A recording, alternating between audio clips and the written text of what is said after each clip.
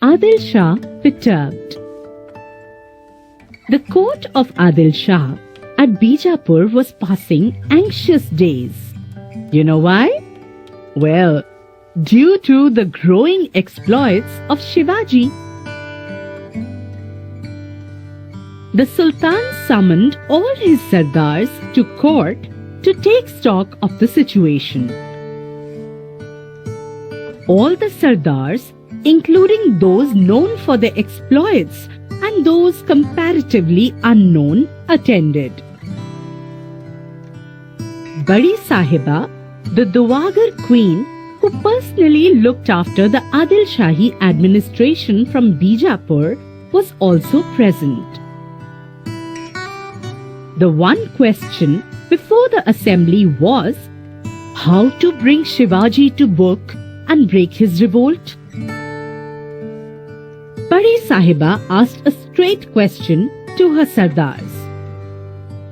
Tell me, who is willing to march against Shivaji and put an end to his rebellion? The court became silent. Everybody sat quietly in his place and started looking at the next person. For who would dare accept the challenge of fighting Shivaji?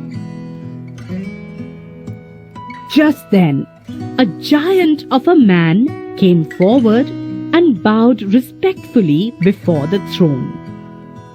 His name was Afzal Khan.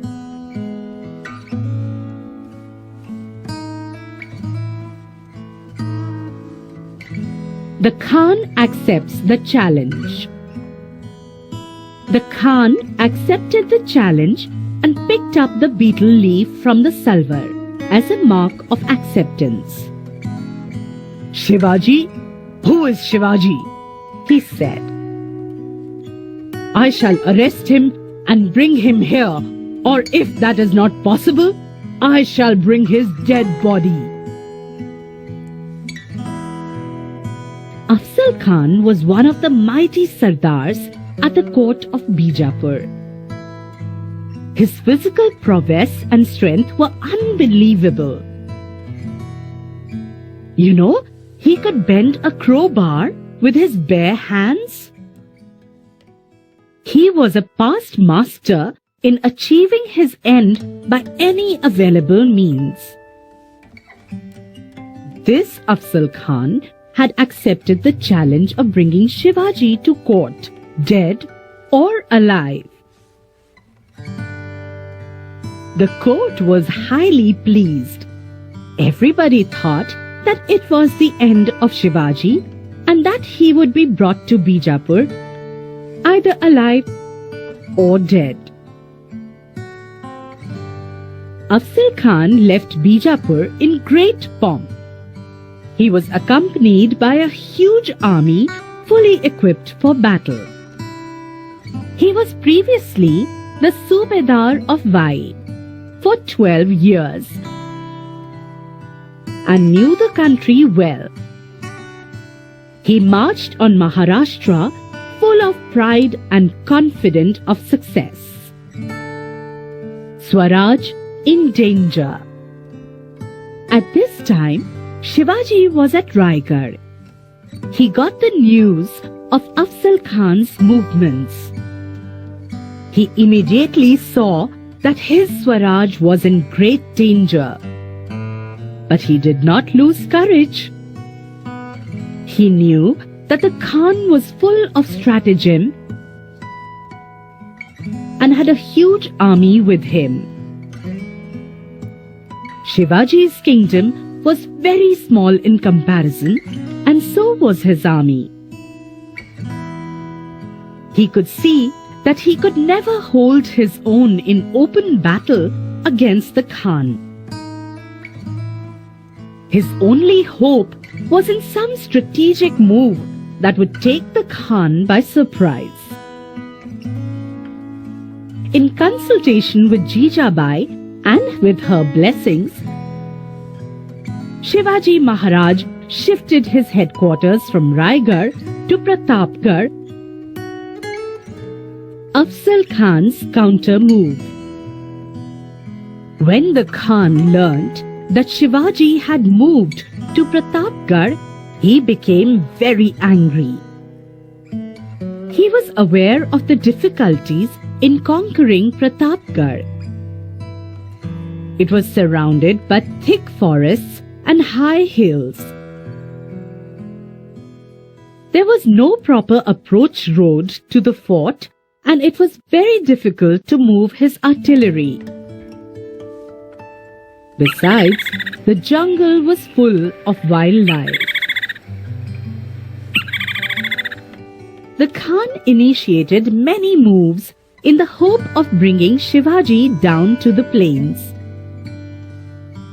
He attacked the holy cities of Pandharpur and Tuljapur.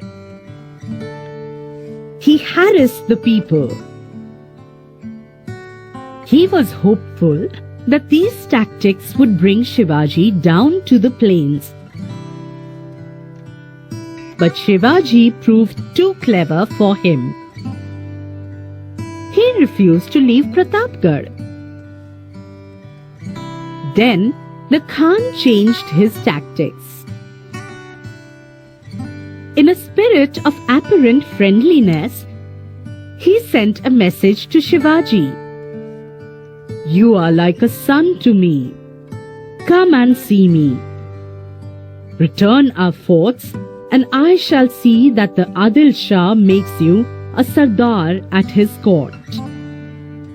Tit for tat. Shivaji, he was very clever. He quickly saw through the Khan's offer. He was taking no chances. He decided somehow to persuade the Khan to come up to the fort. In reply to the Khan's message, he said, "Khan Sahib, I am guilty of having captured your forts. I must have your promise of pardon for this. Please come and meet me at the foothills of Pratapgad. I am really afraid of coming down to the plains to meet you." This reply of Shivaji pleased Afzal Khan. Passing his fingers through his beard, he smiled and said, "This is good news. What can Shivaji do against the mighty Afzal Khan? He has no guts to fight me. I shall myself go to Pratapgad and put an end to his life when we meet." So he agreed to Shivaji's proposal. The meeting place. The Machi on Pratapgad was chosen as the meeting place. It was agreed that each one would be accompanied by a servant and followed by 10 bodyguards at a distance. A special road was constructed for the convenience of the Khan, and his big shamiana put up for the meeting. Every move of Shivaji was marked by great caution. He divided his army into small units. Each unit was told where to hide and when and how to act. He took every measure for safety and left nothing to chance. Many of his advisers tried to dissuade him from meeting the Khan. The Khan's word could not be trusted. But Shivaji brushed aside this advice and decided to meet the Khan as arranged. Before the meeting, on the day of the meeting, Shivaji visited Bhavani's temple in the morning and took darshan. Soon after, he started putting on his ceremonial clothes. He wore his sarwar and coat of mail. Over the coat of mail, he wore a kurta and a flowing robe. On his head, he placed the jireto, that is the helmet, and tied a mandil around it. He fitted wagnak onto the fingers of his left hand. Hidden inside the left sleeve was a bichwa, and he carried the dandpatta in his hand. He was now ready to face the Khan. All the Sardars were waiting outside. Shivaji turned to them and said, "Friends, each one of you must carry out the duties assigned to you. I am sure the goddess Bhavani will see that we succeed. But if things go wrong and I am killed, do not lose heart. Install Sambhaji on the gaddi. Follow the advice of Ma Sahib. Fight for Swaraj and extend its boundaries. Make the subjects happy. I shall go now to meet the Khan." He was accompanied by his Vakil, Bantaji Gopinath, and 10 bodyguards, including Shivaji Maharaj, Sambhaji Kauji, Yesaji Kang, Siti Ibrahim, and others. When Shivaji reached the Shamiana, he saw that the Khan had already arrived.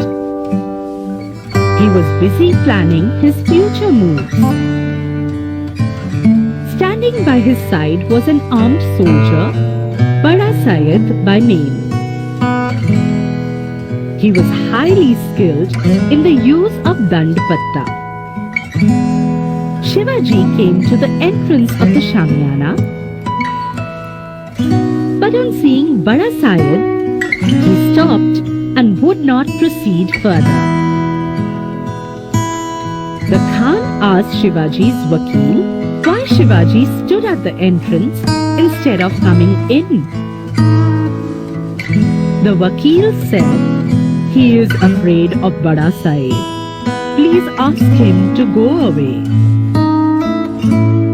Bada Syed moved away and Shivaji stepped in. The Khan got up and said, "Come, Shivaji Raje, let us embrace each other as a mark of our friendship." Struggle with the Khan. Shivaji Maharaj cautiously took a step forward, and the Khan took him in his embrace. Before the giant Khan, Shivaji looked like a pygmy. He reached only as far as the Khan's chest. At the same moment, the Khan held Shivaji's neck in his iron grip and stabbed him on the side with his dagger. It tore apart Shivaji's robe, but the coat of mail underneath saved him. Shivaji, knowing that the Khan was trying to kill him, quickly thrust the wagnak in the Khan's stomach. Drawing out the bichwa with his right hand, he drove it into the Khan's stomach and tore apart his guts. The wounded Khan fell down. Khan's Vakil, Krishnaji Bhaskar, came forward and attacked Shivaji with his sword. But Shivaji killed him with one stroke of the patta. When Bada Syed heard the shouts and noise, he rushed into the Shamiana. As he was about to strike Shivaji, Shivaji Maharaj came between them and killed Bada Syed with one stroke. Because of Jiva, Shiva was saved, became a common saying afterwards, the route of the Afzal Khan's army. Thus, with triumph, Shivaji went up to the fort. The gun boomed and gave the signal. On the instant, Shivaji's troops came out of their hiding and attacked the Khan's army. The Khan's army was completely unprepared for the attack and was caught in a difficult terrain. They could not even run away to save their lives. The Maratha troops chased them in hot pursuit and destroyed the whole of the Khan's powerful army. Afzal Khan, Afzal Khan's son, who escaped with great difficulty, reached Bijapur. His account of the disastrous campaign spread gloom over the whole of Bijapur. Shivaji thus humbled the most powerful Sardar of the Bijapur court. His fame spread everywhere. The songs of his exploits were heard in the hills and valleys of Sahyadri.